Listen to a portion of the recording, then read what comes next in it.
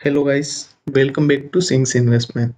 Guys, सबसे पहले मैं आपको लाइक और सब्सक्राइब का बोलूँगा, क्योंकि देखिए मैं एक छोटा क्रिएटर हूँ और मुझे आपके सपोर्ट की बहुत ज़्यादा ज़रूरत है। मैं यहाँ पे छोटा क्रिएटर हूँ, इसका मतलब ये नहीं कि मेरा कंटेंट में कुछ समझौता रहता है। मेरा कंटेंट एक ऐसा यूनिक कंटेंट है जिसका जो स्टॉक अगर आप अपने पोर्टफोलियो में रखेंगे, तो वो एक ताकतवर आपका पोर्टफोलियो बनाने की शक्ति रखता है।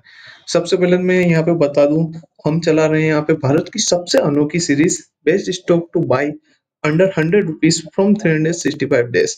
हर दिन एक नया स्टॉक लेकर आते हैं जो आपके पोर्टफोलियो में वाक़ई में जान डाल सकता है। तो वीडियो को अंत तक ज़रूर देखें और सब्सक्राइब करना बिल्कुल ना भूलें, क्योंकि आज का जो स्टॉक है वो आपको हैरान कर देगा। तो गाइस, सबसे पहले मैं बता दूँ कि ये सेक्टर जो है वो आने वाले समय में एक बूमिंग सेक्टर है। सबसे पहले मैं बता दूँ आपको, आज का हम जो स्टॉक की बात कर रहे हैं वो एक ऐसा प्राइवेट बैंक की है जो तेजी से ग्रोथ कर रहा है और जिसकी रणनीति बाकी बैंकों से बिल्कुल भी अलग है। डिजिटल बैंकिंग और रिटेल लोन पर फोकस करते हुए ये बैंक मार्केट कैप में अपनी अलग ही पहचान बना रहा है। और सबसे बड़ी बात, इसका शेयर अभी भी 100 रुपीज से कम में है। और गाइस, अगर मैं इसके बिजनेस एडवांटेज की बात करूं, तो गाइस यह बैंक भारत में छोटे बड़े शहरों में अपनी तेजी से पकड़ बना रहा है और इसका CASA रेशियो और ग्राहक संख्या लगातार बढ़ रही है। डिजिटल बैंकिंग में इसका नाम अब बड़े प्राइवेट बैंकों के साथ लिया जा रहा है और भारत की बढ़ती अर्थव्यवस्था के साथ इसका भविष्य बेहद ही उज्जवल दिखाई दे रहा है। गाइस, इसका स्ट्रॉन्ग फाइनेंशियल ग्रोथ जो है वो वाकई में बहुत अच्छी है। अगर बात करें इसके फाइनेंशियल्स की, तो यह बैंक लगातार मुनाफा बढ़ा रहा है। नेट इंटरेस्ट मार्जिन 6% से भी ऊपर है, जो इंडस्ट्री में टॉप लेवल पर आता है। NPA यानी खराब लोन घट रहे हैं और रिटेल डिपॉजिट बढ़ रहे हैं। इसका मतलब है यह बैंक फाइनेंशियल बेस पर पहले से भी ज्यादा मजबूत है। तो दोस्तों, अब मैं इसकी लीडरशिप की बात करूं, तो गाइस इस बैंक के CEO वी वेदनाथम भारतीय बैंकिंग इंडस्ट्री के सबसे भरोसेमंद नामों में से एक है। उन्होंने बैंक के पूरे बिजनेस मॉडल को बदल दिया है। अब फोकस है लॉन्ग टर्म ग्रोथ और ग्राहक संतुष्टि पर। और जैसा लीडर वैसा रिजल्ट, निवेशकों का भरोसा इस बैंक पर लगातार बढ़ रहा है।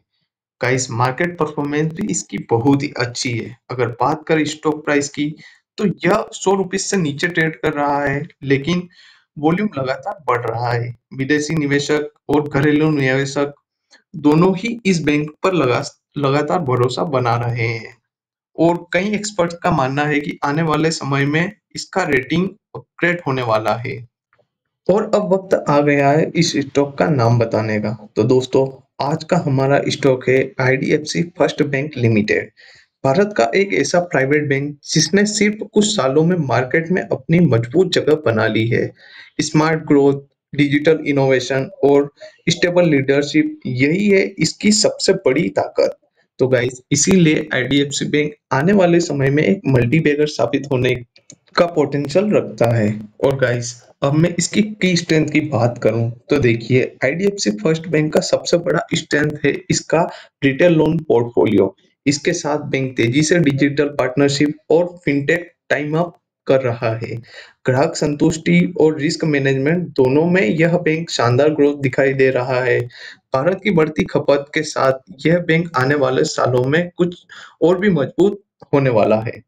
गाइस, अब इसकी ईयरली परफॉर्मेंस की बात करूं, तो गाइस 2024 में बैंक का नेट प्रॉफिट 3,300 करोड़ के से भी ज्यादा था। नेट इंटरेस्ट मार्जिन 6.3% और CASA रेशियो लगभग 48% था। यह अपने आप में कमाल है। NPA यानी खराब लोन घटकर 1.6% रह गया है और पिछले एक साल में इस स्टॉक ने लगभग 40% से भी ज्यादा तेजी दिखाई है। अब फ्यूचर भी ब्राइट दिख रहा है। अगर IDFC फर्स्ट बैंक आने वाले वर्षों में 25 से 30% सालाना प्रॉफिट ग्रोथ का टारगेट रख रहा है। क्रेडिट कार्ड और डिजिटल लेंडिंग सेगमेंट में भी ये तेजी से आगे बढ़ रहा है। अगर आप लॉन्ग टर्म निवेशक है, तो यह बैंक एक भविष्य में मल्टीबैगर साबित हो सकता है। इसका ये एक प्रमाण दे रहा है। गाइस, अगर इसका मैं फाइनल टेक अवे बताऊं आपको, तो गाइस IDFC फर्स्ट बैंक एक ऐसा स्टॉक है जिसमें स्टेबिलिटी भी है और साथ ही साथ ग्रोथ की ताकत भी बहुत ज्यादा है। ₹100 में एक ऐसा स्टॉक ढूँढना बहुत ही मुश्किल है आज के समय में। अगर आप लंबे समय के निवेशक हैं या कह दीजिए कि लॉन्ग टर्म इन्वेस्टर है, तो यह आपके पोर्टफोलियो में एक हीरा साबित होने की ताकत रखता है। देखिए दोस्तों, ये जो ऐसे स्टॉक रहते हैं, जो स्मॉल कैप कंपनीज़ रहती है, उनमें रिस्क बहुत ही ज़्यादा रहता है। मैं आपको एक बार फिर से बता देता हूँ कि आप इसमें और एक बार और रिसर्च कीजिए। अगर आपको मेरा वीडियो अच्छा भी लगे, फिर भी आपको एक बार और एक्स्ट्रा रिसर्च करनी चाहिए इनके लिए और आपका एक छोटा ही अमाउंट इन जैसे स्टॉक में लगाइए, क्योंकि इनमें एक ग्रोथ तो बहुत ज़्यादा रहती है, पर रिस्क भी बहुत ज़्यादा रहती है। गाइस आपका कीमती समय देने के लिए धन्यवाद। मेरे वीडियो को लाइक कीजिए, सब्सक्राइब कीजिए चैनल को और शेयर भी कीजिए। Thank you.